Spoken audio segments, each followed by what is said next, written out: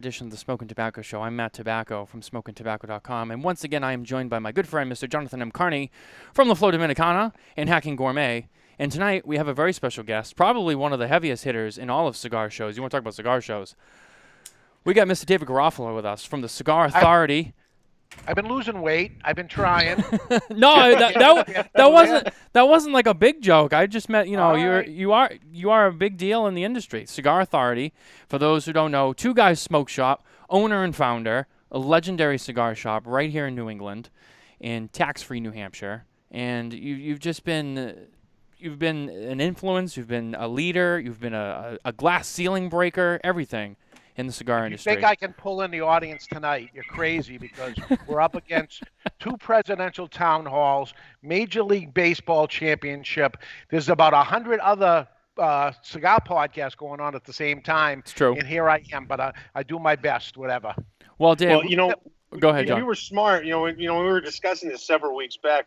We're so analytic with the show that we were like, how can we position this to give us the biggest chance for success? And that's what it was. So, we were hoping that nobody else noticed that and just joined the show. But you're what we need to compete with that. So, we're expecting a lot out of you tonight. I'm sorry. Okay, I'll try my best. Come on, everybody. Come on in. Come on in. The weather's fine, and stay on because we have some serious things to talk about tonight. We do. This is going to be interesting. Yeah. We have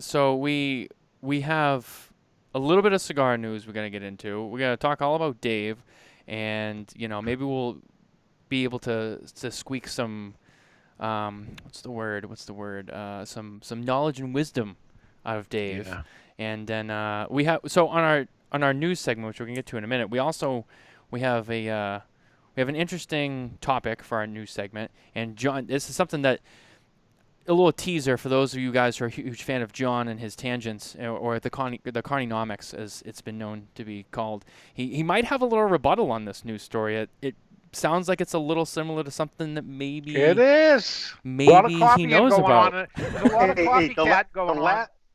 The last time I expressed an opinion about something, a 5-pack sampler called "Shut the Fuck Up" was produced That's right.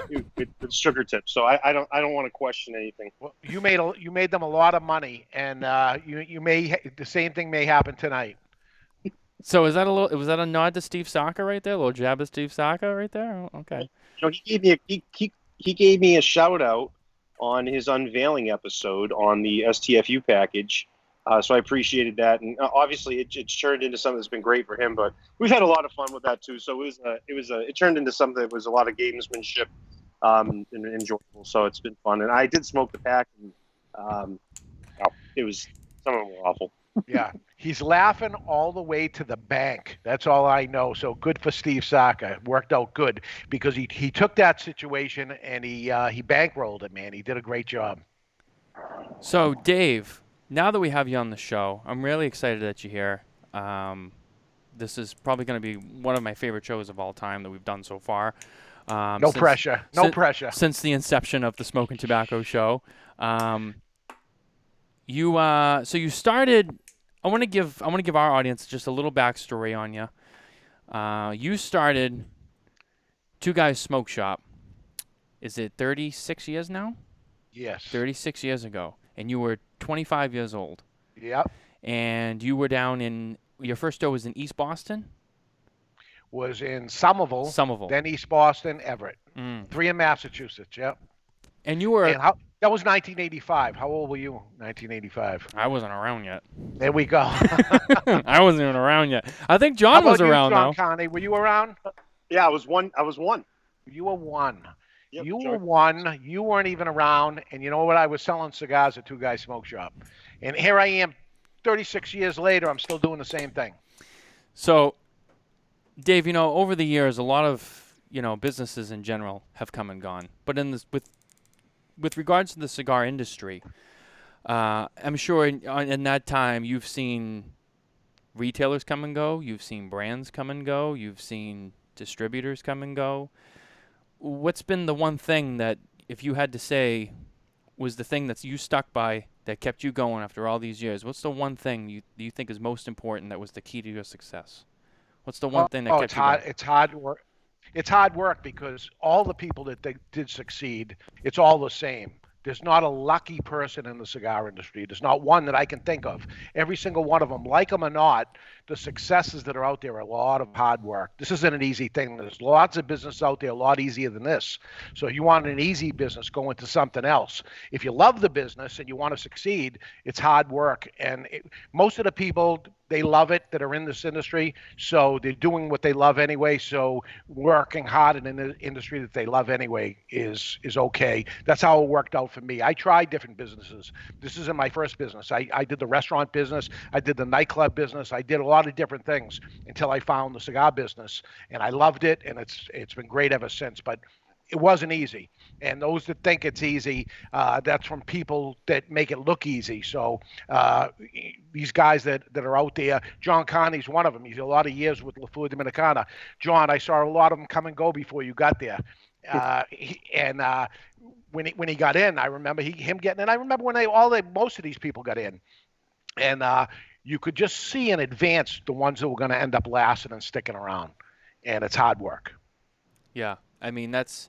I have an interesting question, Dave. This is kind of a personal question, but I don't hear it get asked to you quite a bit, and maybe it's because it's too close to home. But I'm going to ask it anyway. You started your business with your brother, and obviously he passed away. What do you think he would think about what Two Guys is today if he were still around? What would he think of this? Because it's obviously very different from what it was when you guys started. Yeah, it succeeded my expectations. Certainly, I'm sure his too. And he wasn't actually my first partner.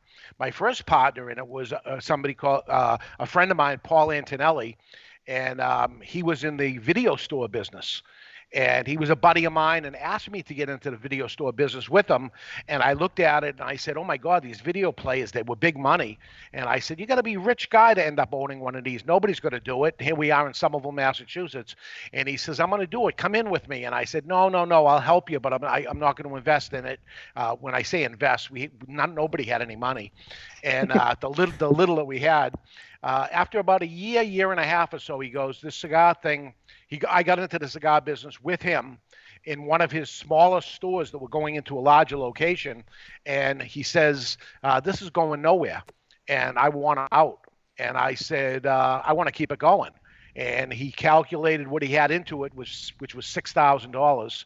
And he said, give me $6,000 and take everything. And I said, okay. And I borrowed $6,000. I gave it to him, and I needed, because it's Two Guys Smoke Shop, I said, I need a second guy. And I asked my older brother, and I said, hey, you want to get into Two Guys Smoke Shop with me? And he said, I don't have any money. I said, that's okay. You have half of it, but that's half the headache you get with it too. And he came on with me and stayed there until he passed away at an early age of 50 years old. And then from there, I just kept going with it and went from there. So I continue to grow it. I continue to love it. So, how far do I want to go with it? It has succeeded my expectations. John, you may know in Malden, Mass, Pleasant Smoke Shop, right? Yep, absolutely. Okay, so I grew up in Malden, which is right next to Everett. And I used to go into that store, buying my wrestling magazines when I was a kid, Mad magazines and things like that. And they had a cigar department in that smoke shop, of course. And I would always watch the cigars leaving there. And I said, this is what I want to do. This is what I want to do at an early age, and getting into other businesses that went on, and always sticking in the back of my head. I got into that business, and my goal in life was to become that store. And I don't want to brag, but we got bigger than that store. And a little bit. Yeah.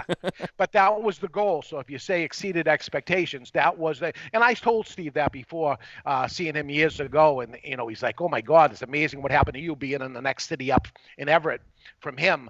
And I said, Steve, to be honest with you, I always watched you. It was that store, even before he owned it, but it was that store. That's what I wanted to become. And I went past that, and who knows, people say trees don't grow to the sky, but my God, I never thought it would be what it is today. And so I go in early in the morning. Sometimes I look around the shop, especially if I go into the Nashua store, 2 million cigars that are on the shelves in there, and I look at it and I go, wow, it's really amazing to me. So I'm proud of myself, and I didn't do it alone though. The guys that work for me. I have Ed Santa Maria, 25 years he's with me. Freddie, who just left at 20, and Dwayne that left 20 years. We got guys in the 18, 15 years that are with me.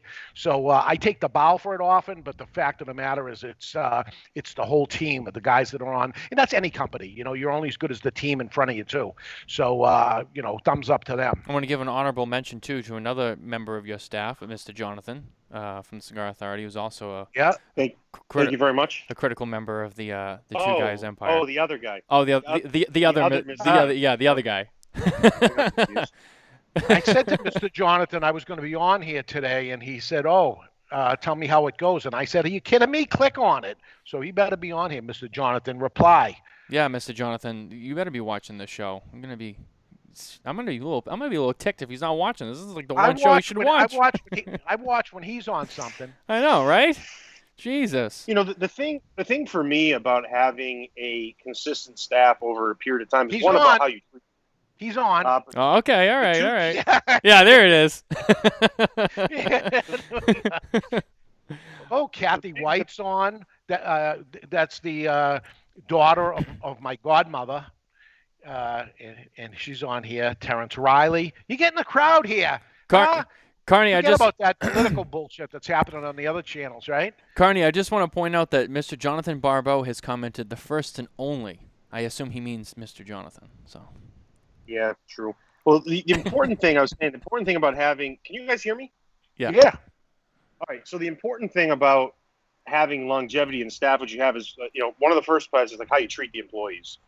There's very few cigar retailers that I see that treat the employees the way that you do. I don't even think you have part-time employees. I think everyone that works for you is a full-time employee with benefits. Which is unheard of in the cigar industry. It's unheard of in a lot of industries, especially on a salesperson level. So that's huge. So people stick around for that. And that's a testament to what you've done to treat them. And then the reverse is when you treat people well, they treat you well, right? So that's where longevity becomes important.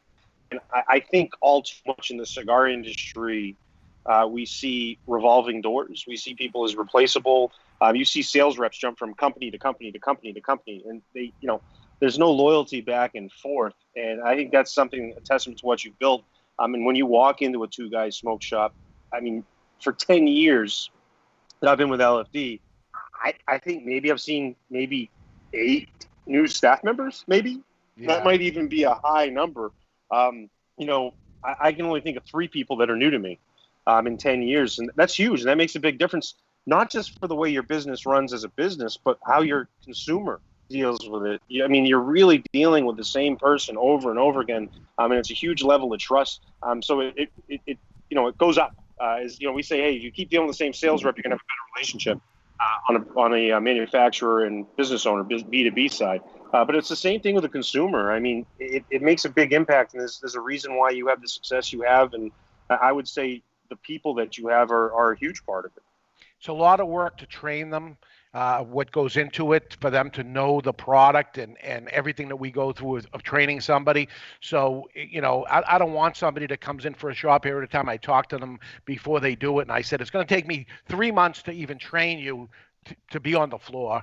And if you're looking for a summertime job, this ain't it. And we've had a few people that have left us.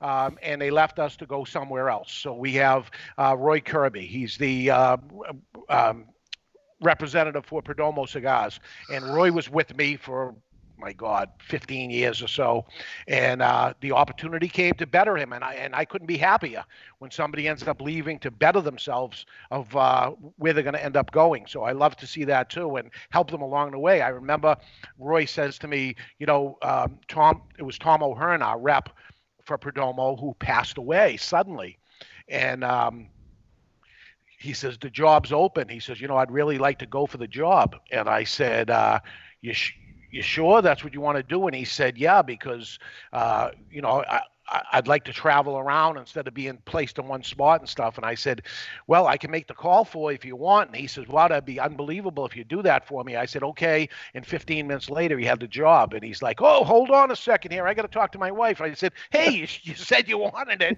And he said, well, I didn't think it was going to happen that fast. I said, well, I highly recommended you. And, these manufacturers know that I wouldn't do that. I don't throw around things like that unless you were really good, and you are, and I'm going to miss you, but here you go. And he's been happy, and some of those things end up happening for the betterment of where somebody's going. Even if it's out of the industry for a better job, whatever, I want better for them, of course. If I can able to grow them and make it so that they can get married, have a family, have children. These things have happened to two guys, and I love to see it, that I'm able to support not only 20 employees that work for us, but in some cases, their families. Yeah, I mean, I noticed when I first started coming into your shop years ago, when I first started smoking cigars, before I came in there, I was new. I didn't know anything, and I was going, anywhere that had cigars, and I was just grabbing stuff off the shelf, and I was band shopping because I didn't know what I was buying. I was just trying to figure it out. And then I came into your shop in Salem, and everything changed. That's when it changed for me, and it was different. It was like a switch. You went into your shop, and you were greeted, and you were asked the right questions, and you were shown the right things, and just the whole experience, as a consumer, was fantastic. And now years later, I spent a lot of time in that shop, and I've gotten to know everybody. But that's one of the things that your staff's good at. Not only are they good to you, they work hard for you, they're loyal to you, but they're good to your customers too. They build up a great relationship where when people come in, they feel like they're at home, they feel like they're amongst friends, they feel like they're amongst family. It's a very comfortable atmosphere, for someone to come into your front door and to buy products from you, and they have this experience where they just feel like they're at home, which is truly unique, and it's fantastic. And I don't think there's anything better than that. I mean, it's great. Well, thank you. Work very hard. We are a special shop, specialty meaning we're a premium cigar shop. And if you came for vape, it's the wrong store. We don't have it. If you came in for cigarettes, we don't have it. We have premium cigars. That's what we do. And, I say that about restaurants. I say that about everything. Instead of trying to be everything to everybody, we just try to be one thing, and we do it as best we can and put all our attention onto premium cigars. So, somebody says something to us about a different product that's not a premium cigar. Hey, we don't know about it. We'll tell you where to go. We send people to other places. If you're a pipe smoker, we're probably not the cigar shop for you.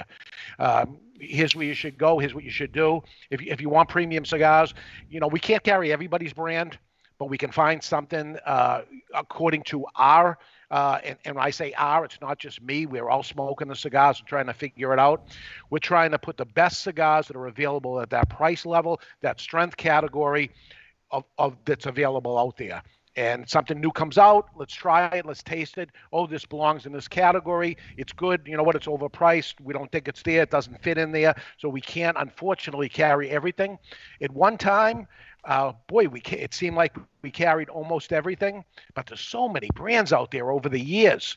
If you go back to my early days, there wasn't that many cigar brands that were available. Yeah. And now there's we have, I think, 1,200 facings in the stores. And, every day somebody comes in and mentions a cigar brand we don't carry. We don't carry it, but we know about it. Mm-hmm. Even the stuff we don't carry about, we know about the brand, and we can say, okay, that is a Nicaraguan Puro, blah, blah, blah, blah, blah, and it's made by this one, and here's something for you that we'll like. Because our job really is to pick the right cigar for the person. And those that are listening say, well, I smoke brand X, so what's the difference? That's what I want, and that's it. It seems like when you come into a two-guy smoke shop that we're trying to brand switch you, and it's not the case. Whatever you like, but we're also recommending something maybe you didn't try before, because based on our knowledge, we think that you're going to like it.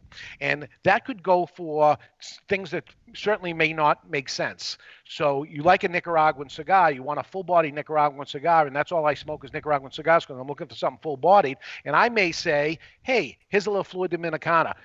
Dominican? No, I told you I like Nicaraguan cigars. Well, you also said that you wanted some rich and full body with a lot of flavor and body to it. So here's this, and somewhat educate them, because sometimes they believe what they believe, and then they'll come back and say, oh my God, I never would have picked that. And that's the fun of what it is. And that's the fun of cigars, Matt. You smoke. I look at what you smoke. You smoke everything. Mm-hmm. And that's the beauty of it. That's the love of cigars, of trying everything, sometimes getting out of your comfort zone, right?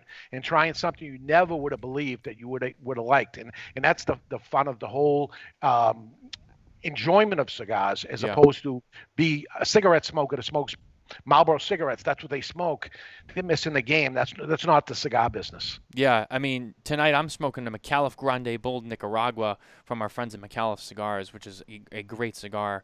Tons of flavor, really rich. I love McAuliffe's is a great brand, and you know, I could go on and on about them, but you know, we're gonna get to them in a little bit as they cover our sorry, I can't talk today. Our new segment. But gentlemen, what are you each smoking? Dave, what are you smoking tonight? Well, because Mr. Jonathan Carney was gonna, I was thinking he was gonna be here, and he did show up, which was great. But it was a cigar I got at the day before the Super Bowl, and I went to see John Carney that was doing a Super Bowl party, and this was the cigar that was featured there. And I bought a few boxes for myself, because even though the Patriots were in the Super Bowl every year after year after year, it's where the Super Bowl is played, and they're never going to play it here in New England. So I have to go to Florida to go get it, because that's where the Super Bowl is played. And I bought the cigar, and it's the LFD with the football on it that they put out every year for the Super Bowl. So it took me a flight down there, and tens of thousands of dollars, by the way, tens of thousands, because I actually went to the Super Bowl. But I also, at that party, got to meet somebody that, you know, I'm not the biggest sports fan at all, but John Carney introduced me to a big, tall guy that was a football player that I didn't even know. I thought he had something to do with the Fig Newton family or something like that, but he had nothing to do with it. It was Cam Newton, and I talked with him, and I had a cigar with him, and as luck would have it, I took a picture with him too, and up happening. We lost the quarterback, and I knew Cam Newton, and there I was with him first. You notice that he got up, and it was an Andalusian Bull last week after the win. Nothing wrong with that. For this, it's just a football.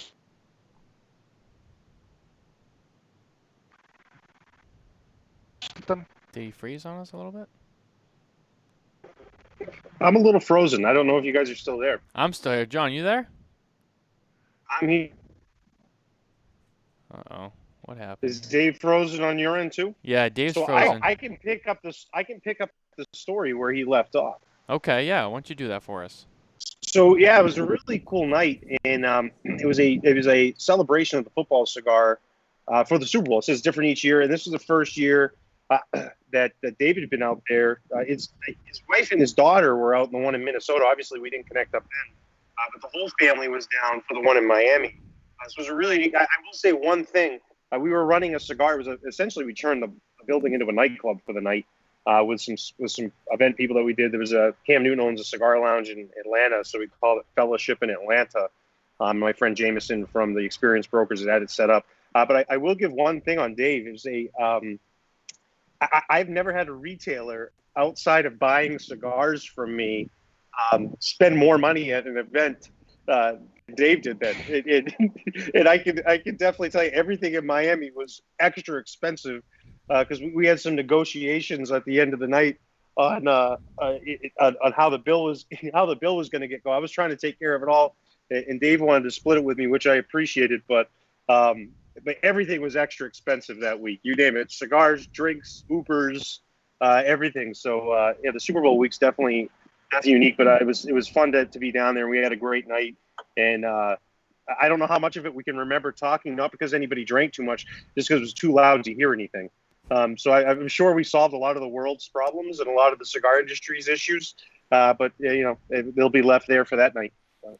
Tonight, I'm smoking, actually, from our friends at United Cigars. I'm smoking a La Giana Havana, and this is the La Giana Havana Maduro. And this is coincidentally the first time I've ever smoked this, which is strange because it's named after Dave's daughter. So I've not tried this before. I'm really enjoying it. I'm about halfway through. I'm smoking quick. And people are asking, I'm in Texas this week for a real quick trip to Texas, so that's why the Texas flag's behind me. But La Giana Havana, so we're all smoking something a little different tonight. Yeah, I think we got Dave back. He was freezing up there a little bit, but I think he's kind of coming back to us a little bit. I don't know what's going on there. You're frozen on me, but am I frozen on you? Is it something I can do? Is it something I can do? I think you're on my end. We can hear, so the show must go on. Yeah, we're just gonna keep rolling. We can hear you. Okay. And we can see you a little bit. You don't need to see You don't need to see this anyway. But yeah, so why don't we roll right into our news segment?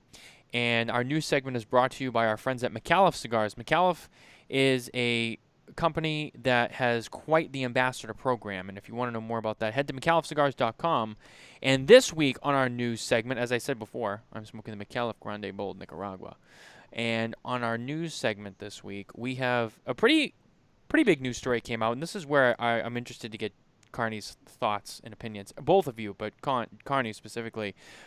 News story broke that the Fuente family and the Padron family will be collaborating on a cigar project to honor each other's fathers. So Fuente will be making a cigar to honor the Padrons and vice versa. It sounds a little bit like, not completely, I mean, I could be wrong, but it sounds similar to something that maybe La Flor Dominicana did with another manufacturer not too long ago. I don't know. That's what I heard. You guys are trying to get me involved in something here that's nothing to do with what it is. The face-off of the cigar we came out, that was a collaboration. This is going to be a really cool collaboration. There's very few things that pop up in the cigar world where I'm like, man, that's a really unique thing. One of them was a few weeks back, which we can't talk about. When you, Matthew, and I were at Dave's place, he showed us something that we weren't supposed to see. Yep. And I won't get into what that was. That was really cool. But there's very few things when it pops up where I'm like, man, that's interesting. When this one popped up, I was like, this is going to be one for the record books in terms of demand for it. It's going to be uncontrollable. You're talking the two biggest, most recognized family-owned brands in the premium cigar industry collaborating on a project for probably the two most recognized fathers in the premium cigar industry. It's really the Mount Rushmore. You're taking two Mount Rushmores of cigars faces off and putting them. I see, like the play on words there, the face off. There we go. You're bringing it together. I don't think there's going to be anything bigger than this. It's going to be an absolute nightmare to get hands on that type of cigar. I'm already plotting, like, who do I talk to? Making sure I secure some of these. It doesn't matter what the blend is. It doesn't matter how good the cigar is. It's going to be excellent. They're both great cigar manufacturers. But in terms of a collaboration, it doesn't get much bigger than Fuente and Padron. And I'm fired up about it, man. As I said, there's very few things that get me excited. That's one of the two or three this year where I was like, man, that's a really cool concept. And it's going to be something that really honors not just the families, but honors the cigar industry as a whole. Well, I'm really excited about it because, as a lot of you guys know, I'm a huge Fuente fan, but I am a pretty big Padron fan. Don't get me wrong. I smoked a Padron 1926 number 6 last night, and that was phenomenal. It was fantastic. And, those are two companies that, if there was two companies to get together, that's a great mix right there. Of course, you have the Fuente family, who definitely has a lot of exclusives and sought after cigars, with their Opus line and in some of their Don Carlos line. And then you have Padron, which has had some great releases like the 50th, the beautiful humidor that comes in. So, yeah, you're right. This is going to be a cool release. Well, the unique thing is just, so, David, your history in the industry, there's a lot of companies. I mean, these people haven't collaborated with anybody over the years. And these companies like that, similar to us, it's challenging to try to do a collaboration because we're so committed to what we're doing. And I know you've tried to collaborate with these two companies on different things in the past. So to see them collaborating together is a big deal, no? And then, I do a lot of collaborations, right? And neither of them I could ever get to do something for me, but they'll do it for each other. You're being kind, not taking the bow, or La Flor Dominicana not taking the bow. But the fact of the matter is, you got to call it the way it is and say it the way it is. Face Off came out many, many years ago, and it was the first time that two companies, and if you want to call it a collaboration, they work together, but one person makes one cigar for the other person's brand. This is exactly the same thing. So Padron is making the Fuente, and Fuente is making the Padron, which go back to it. And I've talked not just to you about it, but many people. But I mentioned to Christian maybe a year or so ago and said, do it again, because you guys were ahead of you. Years ago, it was ahead, too far ahead, and it didn't get the recognition it should have gotten. But it was amazing to me, the cigar geek. It was crazy that La Flor Dominicana allowed Christian Aroa, which was Camacho at the time, to make the La Flor Dominicana, and La Flor Dominicana to make their cigar, and it was like, oh my God, what's it going to be? And neither of them knew what each other was going to do, and they both came out with great cigars. This is exactly what's going to happen here. And from what I understand, George Padron has already finished all the cigars that he's making for Fuente, and they're in the aging room. And Fuente has not begun to do, which not a surprise, right? Not a surprise. Well, it's very fitting of both companies, to be honest with you. Like, when they said that, I was like, that's absolutely how. Right. When the day comes out, it's that here's the Padron's going to come out, and the Fuente is going to say next year it'll be ready next year, or whatever. Actually, Dave, I don't mean to cut you off, but I just want to correct the listeners here. So according to Cigar Aficionado, the cigars are, hold on one second, I just had it right here in front of me. Where did it go? Fuente has finished his cigars, which are aging, and Padron has begun the project. Neither man knows the blend of the details of the other man's cigars. Yeah, and we can reverse it. The same thing. I heard the office, though. It was either way. All right. So, and if it was LFD involved in a project, it would already be on back order. Right.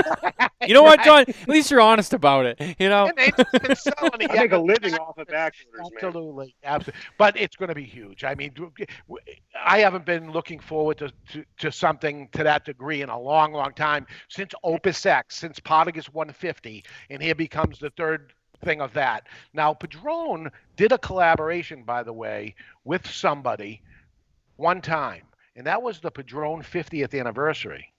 And a lot of people don't know the collaboration that happened there, and that was Nelson Alfonso, that they brought in to actually work on that project with them on the Padron 50th, was with Nelson Alfonso. And I believe also, absolutely, and I believe also, I think Nelson worked with Ernesto Perez Carrillo on maybe packaging things or things like that. And the La Giana that you have there, the band on La Giana was done. We had the band 3-4 different renditions over the years, but that's Nelson Alfonso that did that. So there's people, never mind AJ Fernandez, how many collaborations and things that he's done with other people's brands and things have happened. Why I say that this one is so much like the Face Off is because one person's doing one person's brand, one person's doing the other person's brand. It's the exact same thing, but it's two big monsters right now. And I'll say the big thing that's unique about this is, so Padron's making a Fuente out of Padron tobacco. And Fuente is going to be making essentially, or I guess this is what it's going to be.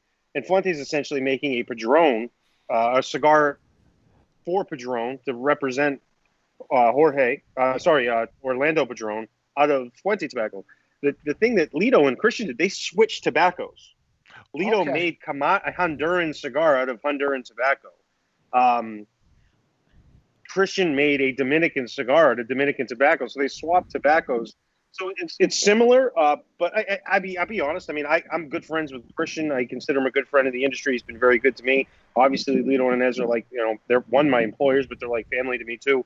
But I mean, that was a big deal. And you're right; it was ahead of its time, and it's cool to see this down the road, 15 years with two massive brand recognitions. I mean, it's on a totally different scale. And it's definitely when it popped up, I was shocked. There's no way these two companies would do something like this. And then when they did it, it's going to be amazing. It's going to be a great idea. I'm just worried about how much it's going to cost. And I'm worried about being able to get them, because I think that's what the problem is going to be. Also, that and which company is the one that's going to sell it.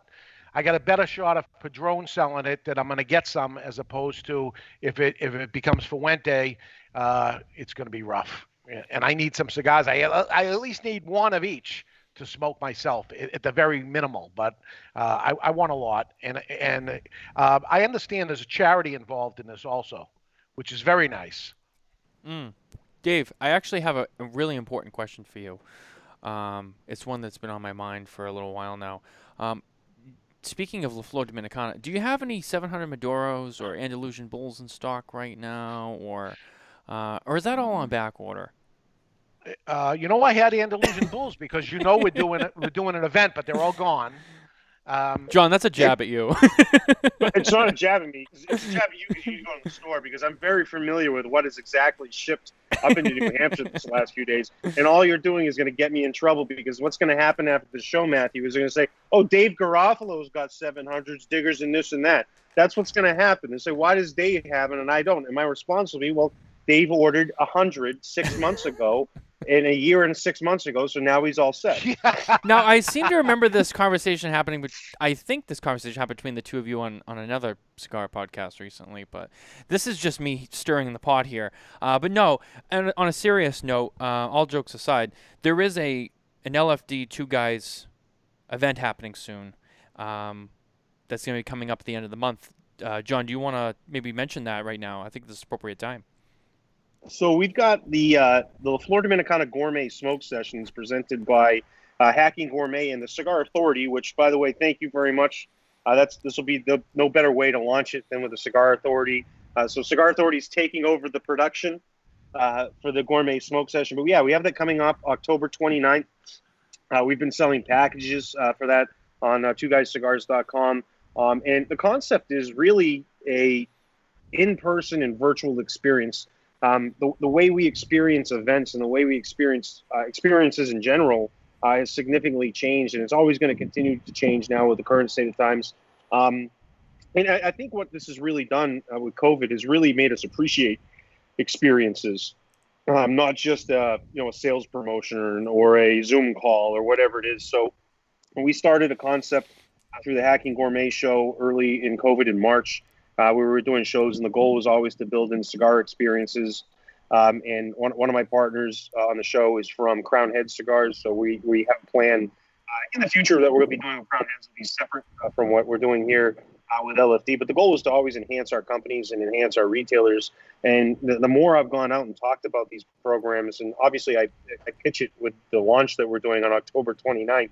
As soon as I mention what we're doing on October 29th, they're like, oh, we're in.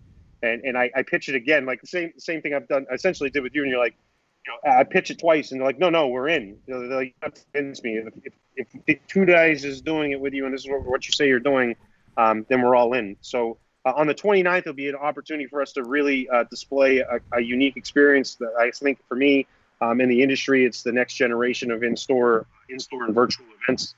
Brings everything together in one place. So we're going to have a culinary experience. Packages are available on our meat sponsor, meatandbone.com, if you want to participate in the food that we'll be enjoying. But we have a private event going on that evening in person where we'll be doing tomahawk, ribeyes. We have a charcuterie station that we'll be doing. And all this will be broadcast live, so you'll be able to participate with us and see what's going on, ask questions. Lito Gomez will be joining us as well. He'll be dialing in and be doing questions and talking about the experience on the Cigar Authority live there. And Smokin Tabacco will be with us. You'll be manning one of our stations. That's right. I will be there. We're going to have wine, food, drinks, cigars, and bringing all of this together in one place. And people say, we've done food events. There's done these virtual events. This brings it all together where people can be part of a live broadcast. They can be part of a live in-person event, and they can participate all across the world with these cigars. So looking forward to, October 29th should be a great time. I'm not sure if we have a lot of packages left. If our main package is out, I know Two Guys Smoke Shop does have some additional tasting packages that we put together that have 7 cigars in there. And we'll be launching a special cigar just that night on October 29th. Dave doesn't even know what it is yet. I'm the only one on the planet other than Tony Gomez and the Gomez family of what we're doing, but we're wrapping that up this week, and that will be arriving at Two Guys the week of the event, and we'll be launching that at the Gourmet session. So, October 29th, if you're interested, jump on to cigarauthority.com, twoguyscigars.com, the number 2, guyscigars.com. That's the number 2. Or hacking, or hackinggourmet.com. And we've got a show coming up on the 19th, this coming Monday. It's going to be the Texas Gourmet Massacre. We'll be talking about the Gourmet session coming up on October 29th there too. So any of those areas you can participate. It's going to be a great time. It's very interactive. We're going to be instructing how to cook meat, cook tomahawk ribeyes. This one we're calling it the No Bull event. So we're going to have Andalusian bulls, which is going to be a great time. So October 29th, looking forward to it. For me, this has been going on since March. So it's finally, I'm going to get to show this off a little bit, and no better place to do it than Two Guys in the Cigar Authority. And if people want to actually purchase the exact same thing that you're going to cook, they can buy the ingredients all in one spot, including the salts and everything. And how do they do that? If you bought the package from Two Guys, there is an invitation that was sent into the package that you received. So if you haven't received that package yet, you will be. It'll have the invitation in there where you can go visit Meat and Bone, MEAT, the letter N, bone.com. It's one of our key sponsors at Hacking Gourmet and a partner of ours at La Flor Dominicana for our culinary events. So you can go to meatandbone.com and you can just search the word hacking, and that pops up the package that's curated just for that event. We're going to be doing Jamon Serrano. We have a drunken cheese from Italy, which would be excellent. That's been essentially cured in red wine. We have a prime tomahawk ribeye that we'll be doing. It's 32 to 40 ounces. And then we have a Mediterranean smoked sea salt. So we'll be preparing that. I'll be instructing on the food. And then I said Lito will be joining us there. But go to meatandbone.com. You can participate in the food, and you can cook with us, or you can just watch the instruction and then cook after. But either way, we'll be showing you how to prepare everything that's in that package. So, John, there's a comment in this section here from John Cherry who says, I'm not falling for the let Carney show you his meat thing again. No way. Hey, I'll be honest.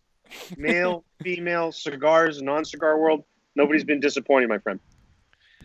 I'm gonna do exactly what you said. Is I'm gonna be there at the show, but I'm buying the package of meat in advance, and I'm gonna have it. So after I watch you do it, then I'm gonna attempt to actually do what you did again. Now I've done this before. I've watched you do something, then I attempt to do exactly what you did. And the good thing about this is because it'll be a podcast, you can rewind and go back to it and actually say, okay, here's what I did wrong, or here's the right way to do it. But, I've ordered tomahawk steak before, but I've never actually made a tomahawk steak before. So, and I've watched you do it actually upstairs, right next to my office in there, and many different slow, you do it and you take it off for so many minutes and put it back. Is that the process you're going to do? This slow thing, or? Yeah, we're going to do a tempered cook. We'll be doing 2 different preparations actually in the store. The one we'll be educating on is a tempered cook.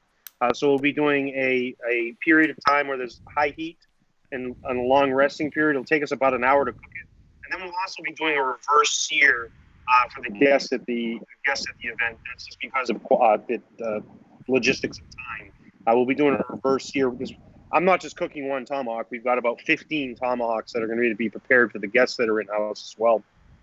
But we'll be doing a tempered cook that evening. It's funny that we're talking about this right now because there was something that just popped in my head about the order of events, and there's something I'm going to have to change on our schedule because I was like, better now than then, right? Yeah, I was going to jump around from station to station during the night. And I was like, wait a minute, there's going to be people watching this that need instruction and that may be cooking along with us. So I'll be manning the grill the whole night, and we'll be jumping from station to station. So people that jump on the show, you'll probably see Matthew on there as well. He'll be talking about some things, so we'll have him involved. But I just thought, I was like, wait a minute, I was going to do all of the presentation. I have to be cooking the entire time that we're on there. But yeah, we'll be doing a tempered cook. What tempered cooking is you're slowly bringing up evenly the whole protein, essentially the whole muscle, to a even temperature. So essentially what we're going to be doing is we're going to be sous videing without a water bucket. So we'll be showing you how to sous vide essentially through a tempered cooking method, which is essentially how sous vide was created in the first place. So it's going to be a great time. It's going to be fun. It's going to be awesome. I'm looking forward to it. It's the launch. I said, besides the Fuente and Padron collaboration, there's probably nothing more than I'm looking forward to this year or in the coming 6 months than getting this program finally out on the road. And once this happens and it's done, other retailers can chime in and get in on this, because you mentioned earlier, Matt, that you said people come to Two Guys and all this stuff. I talk about events and promotions and stuff a lot. Going in a store and buy so many get one free or something. Man, if that's not tired and that's nothing going on, it's not an experience. This is an experience. This is going to be, who doesn't want to eat anyway, right? Right. So it's food along with cigars, and the experience of seeing this happen in front of your eyes. I mean, I'm looking forward to being part of it, even myself. And this would be something I would go to as a night. I mean, what an experience that's going to be. How is it going to play virtually? It's going to be interesting to see how that goes too. Being able to watch and see and participate, and you see that happens on the Cigar Authority. It happens on Smokin Tabacco. The things you do, I watch all the people that are in there chiming on. We have a barbecue show at the Studio 21 where we do our podcast, and those guys do it, and all the people that chime in and stuff. So much, it's amazing that people will talk about who are cigar smokers. Cigar smokers are and barbecue guys and meat eaters, and there's a lot of it. So I think you're actually putting the right group together, mixing these things together that some people may thought cooking and cigars, do they go together? I think they're going to go together beautifully, and we'll see how that plays out. Well, you mentioned something that's funny, Dave, because you said, people are going to be interested after. So we're doing 16 of these. The launch is going to be with Two Guys on October 29th, the first one. So you can't expect Andalusian Bulls at every single one of those. Dave's been stockpiling Andalusian Bulls for 6 months. I had to convince him not to sell these things so we could do this event. So when everybody's like, oh, hey, why are there 200 boxes of Andalusian Bulls, or why were you able to? I mean, we've been talking about this since March, essentially. So you can't expect bulls at all. We're going to do something special, unique. There may be bulls at each one, but we're doing 16 of these. And the last one, which I pitched last week to the person, I won't describe what the last one is, because what we're going to do after the 29th is we're going to announce who's participating in this. I still have 4 open slots. I'm pretty sure on October 29th, those are going to fill out pretty quick. But I pitched it to the final person, and I expected them to – it's going to be a big event. Just as big as we started, it's as big as we're going to end it. And I pitched it to them, and I was like, I'm going to have to really pitch this and explain it to them. And when I mentioned how we were starting it, they were like, yeah, we're absolutely in. And they said, we also, by the way, need to do X, Y, and Z, which is an incredible thing. It may involve us having an animal that we raise over the next year to specifically have. Wow. That's insane. That's insane. Again, they didn't really commit to it. And I was like, I just need to know if you want to do this. That's done. Absolutely. 100%. Whatever you want to do. And I go, all right. So, it's going to be, it's going to be a really fun experience. There's been nothing else like that in this industry, and I'm not patting my own back or patting Dave's back on this. Like on the 29th, we're really launching something that's completely different than what's ever happened out in the industry. So it's going to be a good time. I'm excited. By the way, I'm also excited to see what doesn't work, and I hope it's perfect. Yeah. But we'll see. But there's definitely going to be things to learn with it. But there's nothing like this that's happened, and it's the beginning of something special. So before we get into our sports segment, I had another question for Dave that I really wanted to get to. So, cigars aside, you obviously, you've had an amazing career. You've built an amazing business, selling cigars, your brick and mortar business that you have. You have an online presence. You've done a lot of different things. And But then you decided to shift gears about 10 years ago or so, and you wanted to do something a little bit different, and you started the Cigar Authority. You started a podcast.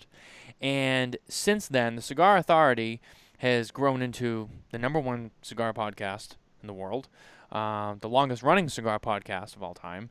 And you now have, at your Salem location, you have the Studio 21 Podcast Cafe, which I believe you said is the only one of its kind, where several shows take place, such as Pit Life Barbecue, we just mentioned, Connor Commentary, the Ashholes podcast, which I was formerly a co-host on, which also takes place, and so many other great ones.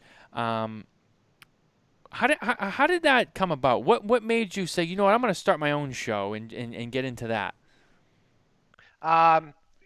Being in the cigar business, it's not easy to advertise. So in the 80s it was. I put an ad in the newspaper, TV, radio, and I was able to advertise. As years went on, they chose, because it's legal to advertise cigars. It's not legal to advertise cigarettes, but we all know that, especially if you're watching this, a cigar is very different than a cigarette. Mm-hmm. And I couldn't advertise anymore. So I had to get creative and come up with ideas and things.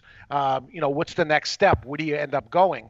And I got into social media 11 years ago, put my first Facebook account up, and here I'm running. And my daughter says to me, you need to get into social media. Now you have to actually engage in it. People are writing to you all day. You have to get in there. Well, I'm a busy guy. I can't be on top of it. I'd like to be, but I got the 3 stores going, the mail order operation. There's a lot of things, a lot of moving parts, properties, all kinds of stuff. And I get a book at the airport. I'm going somewhere, and I get a book on social media to learn more about it. And I saw this thing about podcasting, and I said, "Wow, that's very interesting how that works." And I contacted a customer, and that customer was Mr. Jonathan. And he was not a nightclub DJ, a DJ at functions. And I said, "Hey, do you know anything about this podcasting thing?" And he said, "Yeah." I said, "Do you think you can do it? Because I'd like to get you to do a show for me and produce it." And he said, "Yeah, I can do it." And years later, I learned that he did not know what to do, but he said yes anyway, and he figured it out as he went along. But we got the show up and running, and he was the producer, knew very little about cigars. He was a customer who would come in, but didn't know a lot about it. So he was a guy in the back end, barely spoke, and the show was up and running. And we're talking 2010. No audience, nobody knew it was out there, and it was single digits, double digits. It's a long time to build an audience as it went on. And as it got more successful and they became sponsors and things like that, I needed, like anything, I want to always make it better, right, wherever it is. So we went from a folding table to a desk. Then we got a backdrop, and then we moved on from the backdrop to bring it upstairs, put a stage. Then from that point, it was, okay, how do you get a real backdrop? How do you get this lit up thing that you see on TV? And I got that, and add some lights to it. And as things moved on, here it was completely built out. It's going good. And people are coming up and said, "Oh my God, this is unbelievable. You should rent this thing out." And I said, well, renting it out, who's going to use the equipment? Who's going to touch it and all that stuff? Let me just hire a full-time producer and then make it available for other people to come up and do their podcasts, and we'll help them along the way, because like anything, to be successful, you got to make a lot of mistakes. That's how you learn. Very expensive mistakes. They don't have to make those mistakes. They can come up and do a podcast up there. We've made all the mistakes. We bought all the equipment 3 times till we bought the right stuff. Figured out what the right thing is. I'm looking at your headphone you have right now. You got the right one. I got a whole bunch of the wrong ones as time went on, and figured out what the right thing to do was. And they can come up and do their show on there. And I'll tell you, we were up to, I think, 22 shows per week. Different people that were doing the show. Yeah. And then COVID-19 pops in, and they all bow out, the majority of them. Although we were media, being a podcaster, you are media, and we were allowed to stay open and be able to, do it the proper way. But most of them ended up weaning out, And that's what actually happens in all business, by the way, that the success of two guys and the success of everything, it takes 3 years to build a business. That's to try to break even, to try to get to break even. Most people quit after the 90% of them don't make it to the first year when it comes to podcasting. When it's regular business, most of them don't make it for the first 3 years. If I did that with the Cigar Authority, with Two Guys Smoke Shop, with anything I ever did, I would have been out of business each and every time. The whole thing is about staying power, to stay during hard times. And then once it gets rolling, it's trying to better yourself and better yourself. And I'll say that to La Flor Dominicana, a 25-year-old company, right? It's the same thing, that starting out, and I've had many talks with Lido over the years, they've gone through hard times too. They all have. We all have. And to get past them, to push through them and end up building from there. So that's why it was built, to try to make it easy for other podcasters to do it. We have the studio there anyway, so if anybody ever wants to come up and do a show from us, or we actually started podcast school where we teach people how to do it themselves if that's what they want to do. That's fantastic. And I learned a lot about podcasting for myself by, you offered me a position on the Ash Olds podcast, and I jumped on there, and I spent some time doing that. And in that time, I came to build my own brand here and my own show, and and I'm no longer there anymore, but I learned so many good things from, not only from you, but everyone involved, from Ben and Ed Sullivan, even Mr. Jonathan taught me a lot of things along the way. About just the presence on there, and just how to, and then I had, Ed and Ben helping me, set up the show and get the right headset. You mentioned the headset. This is the same headset you guys use at the Studio 21 Podcast Cafe. Pricey, but if you want good quality, you got to get the right equipment. So that's what I did. And then you just helping me with, a lot of the other logistics of the show. And here we are. And I have John with me every week, and we roll on every week, and we have a show. So I believe I pulled you out of the audience one day on the Cigar Authority and brought you in. That's right. Is that how that's how the whole thing started? I've been on the Cigar Authority a couple of times. Yeah. Well, yeah, I would tell you one of the funniest things from the last 6 or 7 months from COVID situation was obviously Matthew and I have created a good friendship, and we come from very different. I mean, he's a consumer of cigars. I'm in the cigar business. We hadn't met that much. So one of the questions is how the heck did you guys connect up? And one, we met at the store, but it was just a generic interaction between someone that I knew from social media. And that those are important, but I go from place to place with that. Where there's people that I know and friendships that I create. And Matthew and I created a strong friendship. And the reason was, one of the funniest parts was, it was on the Cigar Authority show. I'd stopped on, and I finally came down. It was probably the end of May. Might have been April, but I was just fed up. I had to come down, and it was like, I didn't really talk to anybody for about 2 months. Nobody really knew what was going on. I stayed close with you all and the people in New England because I was up in Maine. But Matthew and I started he was like, hey, do you want to come and do a Instagram Live situation? I was like, yeah, sure, whatever. Let's go on Instagram Live. And we ended up jumping from like Zoom room to Zoom room, kind of as like a team, like every night for like a month and a half. Yeah. And we finally sat there, and I'm like, we might as well put this, together. And I was like, we might as well put your last name's friggin' Tobacco, bro. Like, right. You might as well put something. You've already got the website. You already got the stuff going on. Why don't you look at kind of getting a show together? And there's jokes around the first show that we did together. It was called the Mayday Massacre. But I tried to create a holiday. But it was interesting. It's amazing what COVID has done.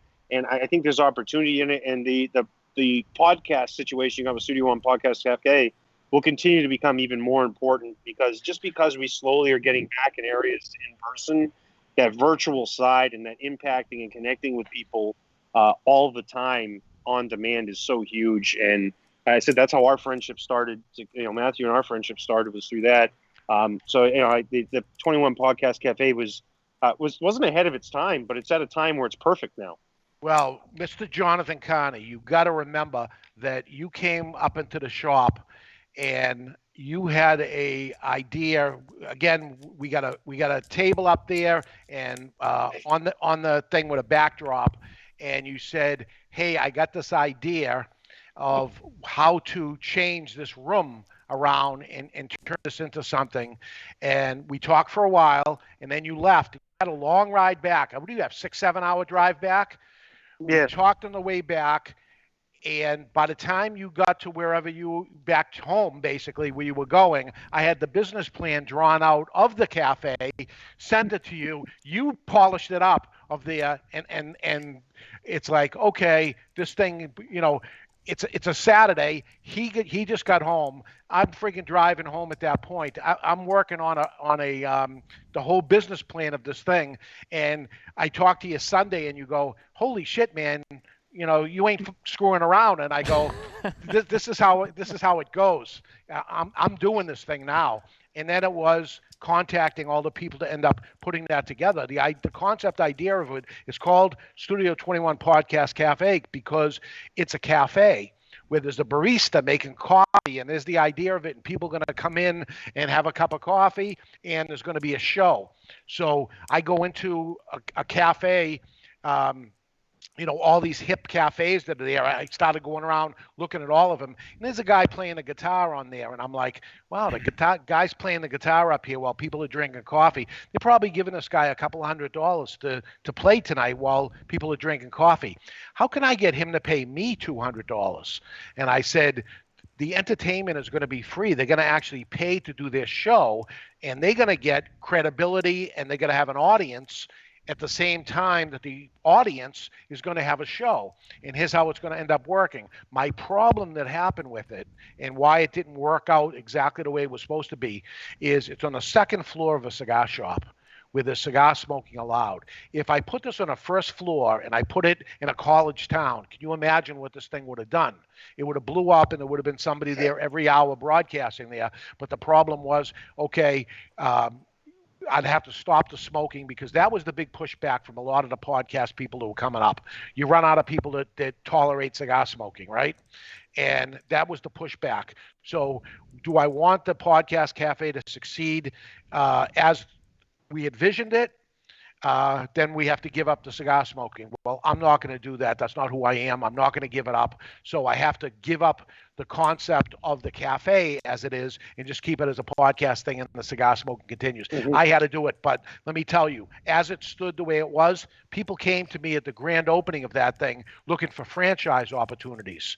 They wanted to open the same exact thing that they had ended up happening the right way. And it's out there, and people have saw it. As a matter of fact, this Saturday, I have one of the leading podcasters in the world. He's a podcast coach. That's what he does. And he's flying up to come see our podcast because he happens to be a cigar smoker and a listener, and he's dying to see how it operates. And he's going to come on there, and he's going to rip us apart because, according to him, and I caught him on other people's shows talking about our show, that we succeeded despite doing everything wrong. So I don't know what wrong is, but we're going to hold him to it. And I have the audio clip to prove it that he ended up saying. And I'm going to say, here you are. Don't hold back. I want to know what I'm doing wrong because I want to be better, whatever it is. But despite that, in our little niche, which is cigars, we're doing pretty damn good. And I'll say the Studio 21 Podcast Cafe it carries its own within the niche market with which it's enhanced the experience upstairs, which for you was a changing environment.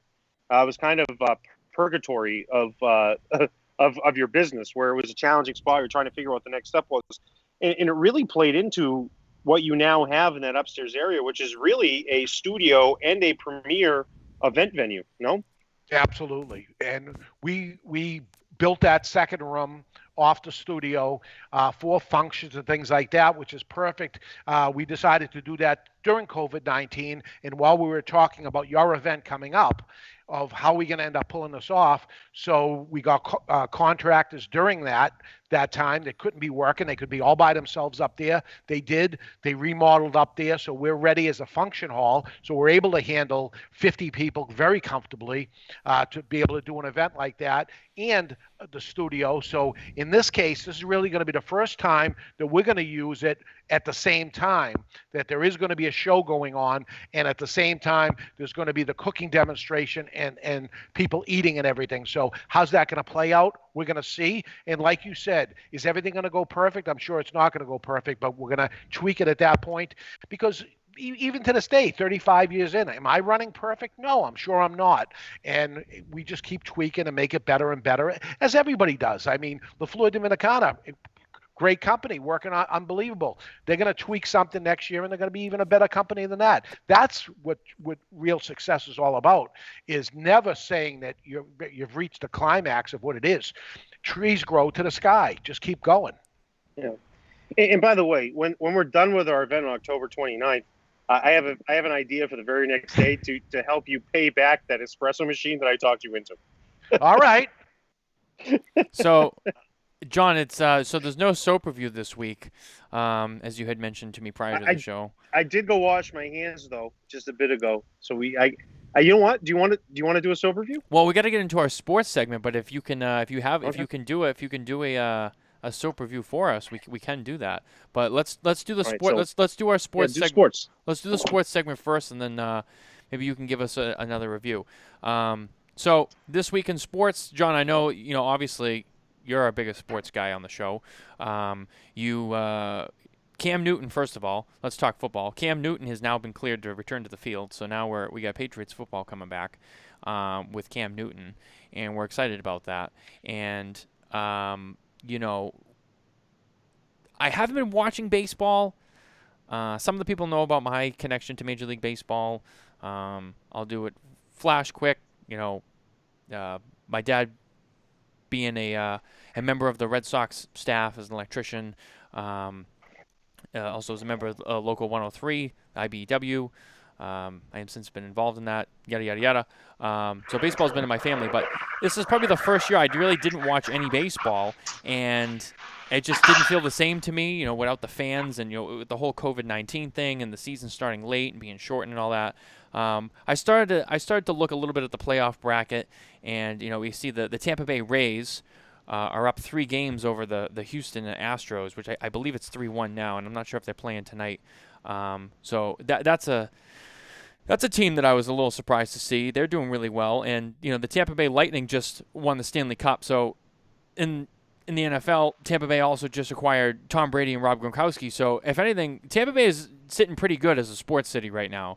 I mean, they got a good football staff, they got a good baseball team, and they have a Stanley Cup championship so far.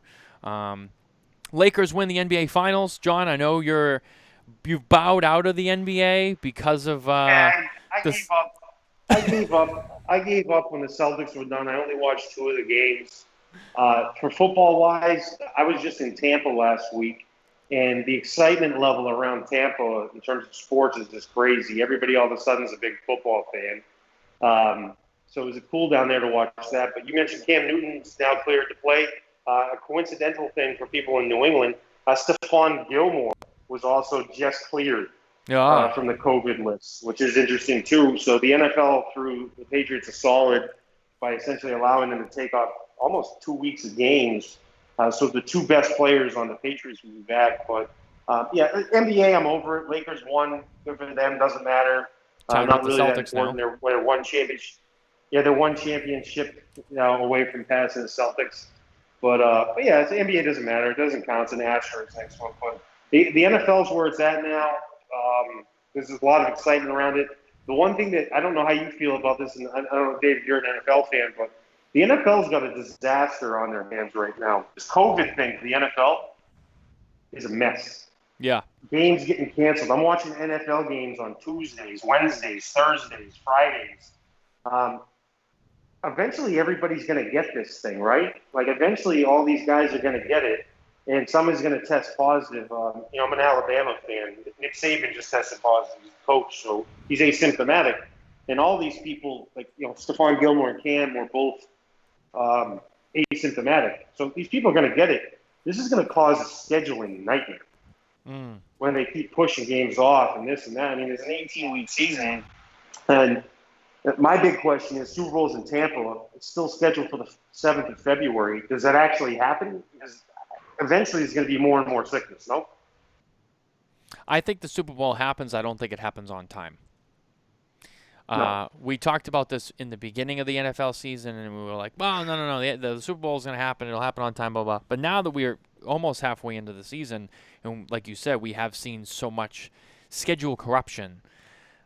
Now that we've seen what can happen, I don't know. I think I think the Super Bowl will happen, but I think that it'll happen later. I think that it'll happen even if, let's just say, the testing positive and it tapers down, it gets better, whatever. I still think going into a Super Bowl, they're going to want to take extra time off in between to make sure that everyone's good for that Super Bowl. So that way the week of, there's no surprises, the best that they can prevent.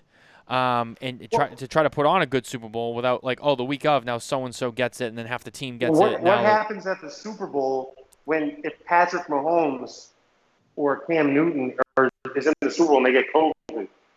You can't play the Super Bowl without Patrick Mahomes or Cam Newton. Exactly. It's just not fair.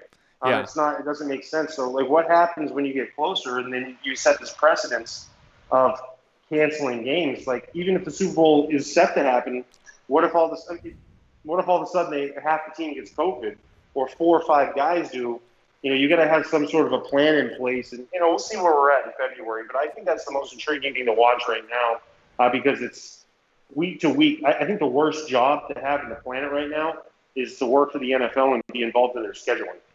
Yeah, it's again, it's a week to week thing. We've been saying that the whole time. It's really the only way to assess it. It's a week to week thing. We see what happens every week. Some weeks are better than others, but I think that's pretty much what's going on in the sports world. The NHL is done, the NBA is done, MLB is just about there, and now we're getting through to the NFL. But that was our sports segment, brought to you by Nova Cigars. Platinum Nova, make Nova big. Don't forget to go on novacigars.com and use our discount code SMKTAB15 to save 15% off of your order. So, John, you have a soap review for us from some bathroom. Where are you, at the hotel? Is that a public bathroom? David, I don't know if you've seen some of our soap reviews. We've gotten some really interesting locations as I've started to travel. I've seen some soap reviews, but not actually in the bathroom. And that is a public bathroom that somebody could be walking in right now, live. I locked the door behind me. All right, we're safe. Not the most awkward. All right. I feel better because I was uncomfortable. Yeah, I was in I was in Atlanta a few weeks back last month, and we did a soap review from Atlanta Cigar Week, and I had 2 Chinese bathroom attendants. I don't smoke cigarettes, but one of them had the cigarette and gave it to me, and then the other bathroom attendant in the ladies' restroom ran in and lit my cigarette. They washed my hands. It was a complete cluster. Where we're at right now is we're in the Aloft in Euless, Texas. We weren't going to have a soap review tonight until I found this restroom halfway through the show. The Aloft in Euless, Texas. So we have whatever they have in here for soap.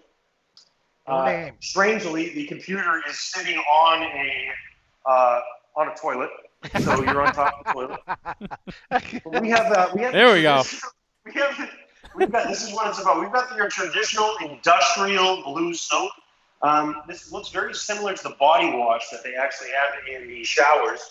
And a unique fact is on the other side of this wall is an outdoor shower, but we will not be doing a full body wash. But this is going to be an industrial soap. Yep, industrial soap. Hopefully we get some warm water here. Low expectations from this. So here we go. It's a liquid soap. This is actually our first liquid soap method. No, it's not. No, it's not. You did a Myers Kitchen liquid soap a few weeks ago. Oh, wow, I did. Yes, you're right. So the one thing about industrial soaps and commercial soaps like this, a big thing they do is they create suds. So as you can already see, the suds on the hands here. It tends to be a little more astringent because of like the glycerin that you have in it. We've done a lot of craft soaps. I actually got my email today from the Outlaw Soap Club, which I'm a member of. Next week's soap review will be another craft soap from Outlaw from the monthly soap club. But not a lot of foam, but it does create create bubbles. Bubbles make people think they're getting clean. So here we go. We got pretty warm water going here. You got an aroma? Yeah, what's the smell? It smells like soap. Smells like soap. Okay, that's really descriptive. Industrial soaps smell like soap. You know, like I said, again, they create the situation where there's an appearance of cleanliness. I think it is clean. It's very astringent with the craft soaps. Tend to be a little oily from the essential oils. This is obviously commercial, industrial. It cleans off your hands very easily, economic. There's a couple things that go into it. The cleaner your hands get with the water, the less paper towels that you need, the less water you need to use, which all costs some money. This smells kind of like a Barb Dove soap. Dove is a mainstream, soap. This is not like the holiday soaps that we've used in the last, Agnes had provided those for us. But the hands feel clean, not a lot of oiliness to it, a little bit of astringency. Let's see what we got here. We do have paper towels. We also got a Dyson hand blade. So let's use the hand blade. There we go. Let's just create some more background noise. Yeah. Let's just do that live right, on the show. So here we go. Not very astringent. I'll be honest. I expect it to be a little bit more, difficult on the hands, but no, it's very smooth. Not very drying. Didn't take a lot to get it off your hands. No lasting smell really on your hands. They just smell fresh. I'd say it's kind of a scent of linen, like fresh linen. Dave, this cigar tastes like cigar. Just so you know, it tastes like cigar. Yeah, right. We're gonna go. Tastes like smoke, right? Tastes like smoke. We're gonna go 5.7. Does the job. Nothing exceptional. Nothing Out of a 10? Yeah, 5.7. The highest rating we've had so far, I think, is a 7.9. 7.9. I'm very selective with the soaps, but this is a generic soap.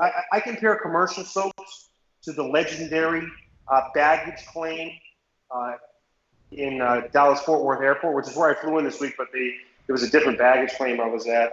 I believe it's D15. So commercial soaps have to live up to that, which is one of the best soap experiences I've ever had still to this day. We'll eventually do that on a soap review sometime when I'm here. This is a 5.7. It's just an okay soap. And I'm going to have to wash my hands with it again when I grab this computer. But that's your soap review for the week. So I have an idea. I think maybe 5.7, Aloft, Euless, Texas. I think maybe when we're all together in a few weeks at Two Guys Smoke Shop for the special event, I think maybe if I may, we might be able to get John to sneak downstairs or even the upstairs bathroom, one of the two guys' bathrooms, and we can. Dave, this is your heads up to get someone on it so that it's good. We got to do a soap review at Two Guys Smoke Shop. See what kind of soap that Dave's got going on. All right. I wonder if people. Let me ask you this, Jonathan: Have people been stepping it up since COVID-19 with soap? That I bet you before it didn't even appear. Sometimes there was no soap or things like that, and now you're covered. The reason I started doing this was COVID was going on in February, kind of behind the scenes. So I started doing it. I was traveling through airports because I'm so used to watching people not wash their hands and things like that everywhere I go. I would say the soap game hasn't stepped up as much as you'd think. Wow. It's surprising to me. However, what has significantly changed and had transitions, and it's progressed differently, the hand sanitizer situation is out of control. Yeah. His hand sanitizers, when you used to get them, is like the Purell. It just smelled like straight alcohol. Now you have hand sanitizers that smell like liquor. I can't tell you how many times I use hand sanitizers that smell like tequila. So shockingly, the soap game hasn't stepped up as much. People aren't washing their hands more. They're sanitizing more, which I don't know if that's a good replacement. I'm not a scientist, so I don't know. But no, I have not seen the soap game has not improved. Sanitizers all over the place. Soap, not so much. So, John, sanitizer is going to be a problem in the wintertime because it dries out your skin to begin with, and wintertime comes, it dries out on top of it. So, not a good move to do. When COVID started, we put the hand sanitizer everywhere. We weren't even allowed to be open, and we were doing it in between everybody's hands. 3-4 days into it, my skin was raw. I mean, it was ruined. So I don't think people can live on sanitizer alone. Soap it up. So, John, we have an interesting question in the chat room here, and that's from Dan Thompson over at McAuliffe Cigars, who said, if the soap was a cigar, what cigar would it be? So first of all, our friends at McAuliffe, I was in Texas this week. It was a very interesting week because I had another sales rep with me.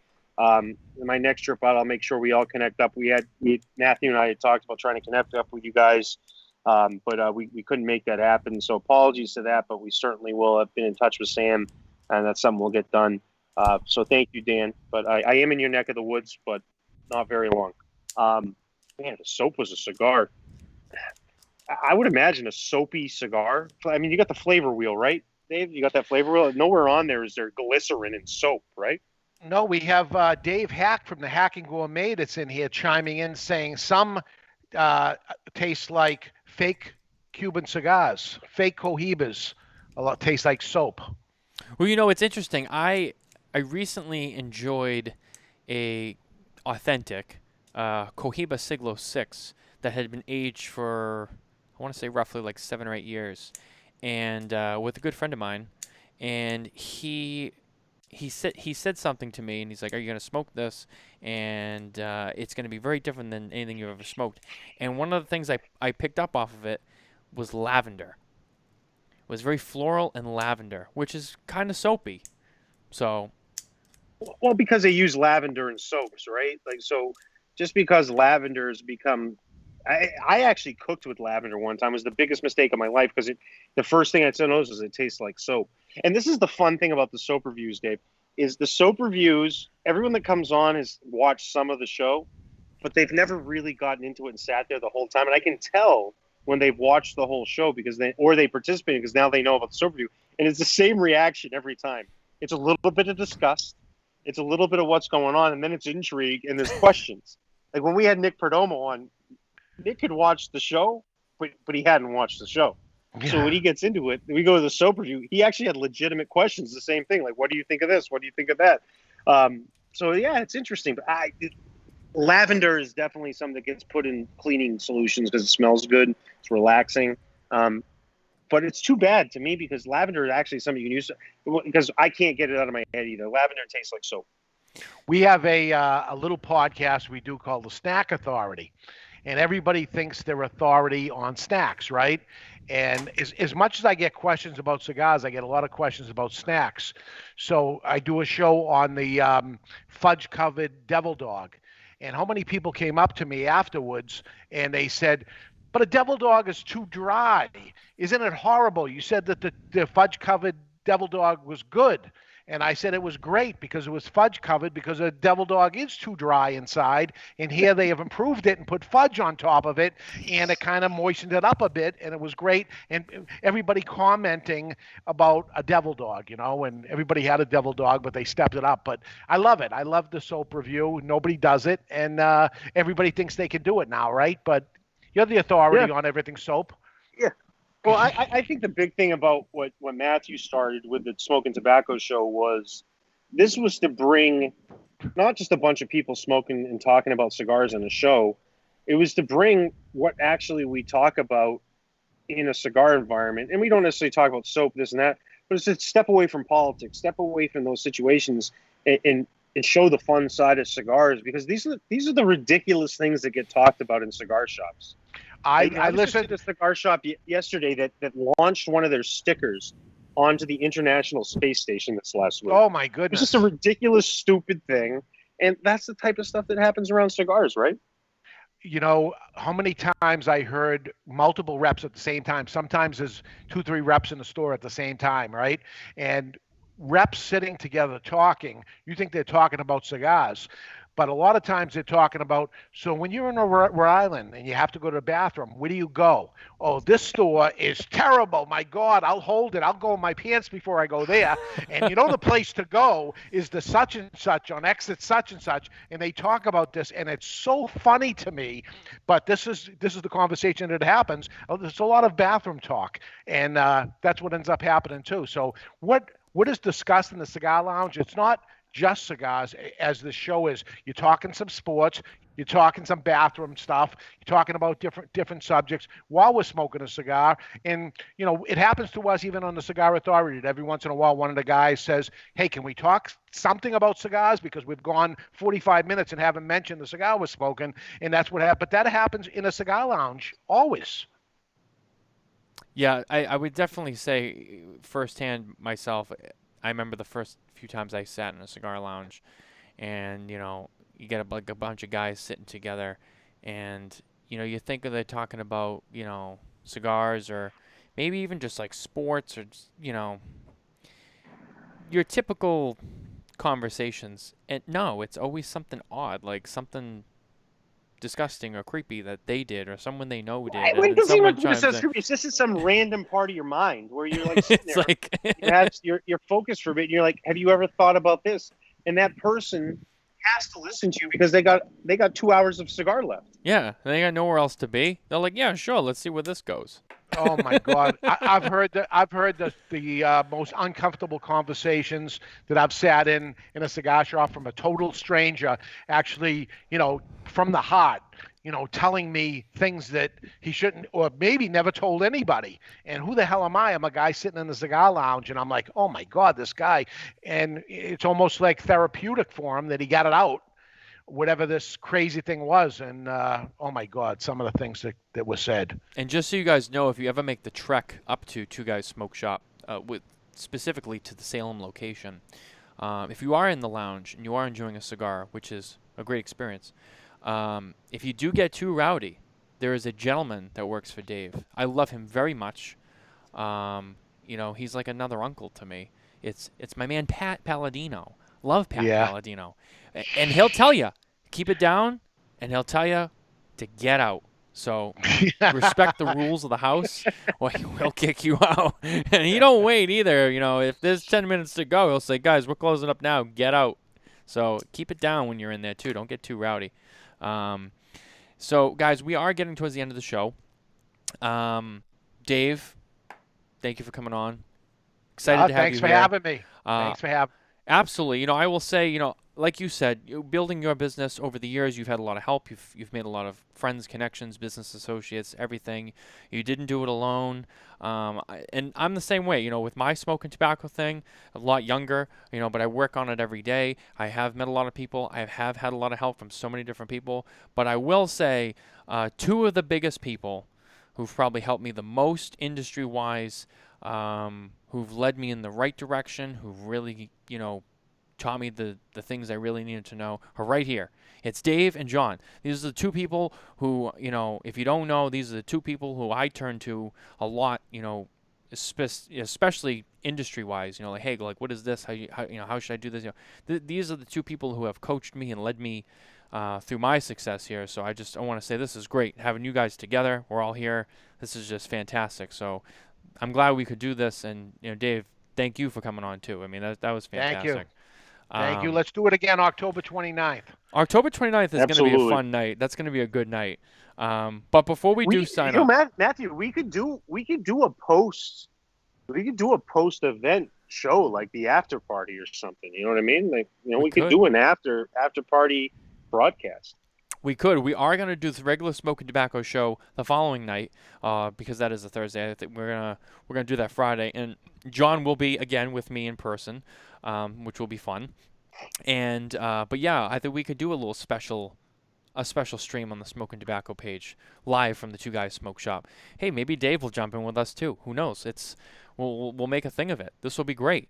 But before we do sign off, I want to throw it to Dave, who's the guest. Dave, the floor is yours. If there's anything you want to say, anything you want to promote, the Cigar Authority, this week's show, what do you guys got coming up? The floor is yours. Just like the questions you're asking here, making your show better. That's what we're going to try to do this week. And we're bringing on Jim Collison. He's the podcast coach. Ask the Podcast Coach is the name of his show. And he helps podcasters hone their craft and get better at it. He is actually flying in to come see the studio. He's doing his Ask the Podcast show Saturday morning before our show from our studio. Nice. So Ed Sullivan's going to produce his show. He's all excited about doing that. I think that starts at 10 a.m. Ask the Podcast Coach. And then at 12 noon, we go on live on the Cigar Authority, and no holds barred. I told him I've never met the guy before or spoke to him, but through Ed Sullivan, I told him, tell him, don't hold back. You know us on the Cigar Authority. We want to hear it. Give it to us. And the whole idea of it is constructive criticism. At the end of it, we learn from it and then see what our show is the following week. So our worst show is going to be this week, because the next week we're going to improve after that. So I'm looking forward to it, and that we're going to get beat up a little bit, and learn everything we've been doing wrong for 11 years, and that's okay. And if you're a podcaster out there, you should listen to it too, because that's how you learn from constructive criticism. Absolutely. I think that was really well said, and I'm excited to see how that unfolds as well. I would be at that show.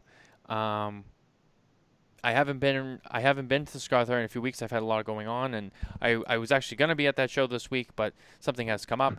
As well as our own Smokin Nicole is going to be dealing with a medical procedure, so we're going to be keeping her in our thoughts as well. And she won't be on the show for a few weeks, but she'll be okay.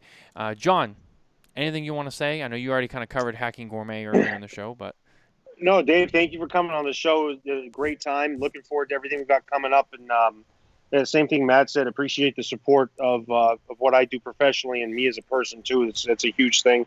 So thank you.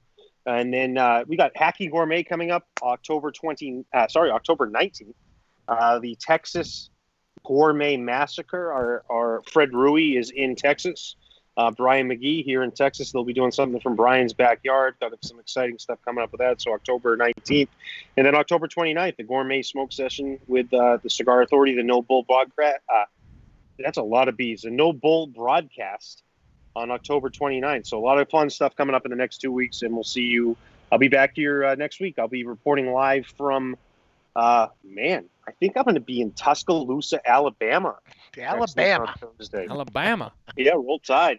So I'll either going to be in Alabama on Thursday or I'll be in Portland, Maine. But either way, I'll be back here for Thursday for the Smokin Tabacco show. Absolutely. We can't wait for it. All right, guys. Thank you for watching the Smokin Tabacco show. We appreciate you watching every week. Guys, don't go anywhere, and we will see you all next week. See you guys later. Stay smoky.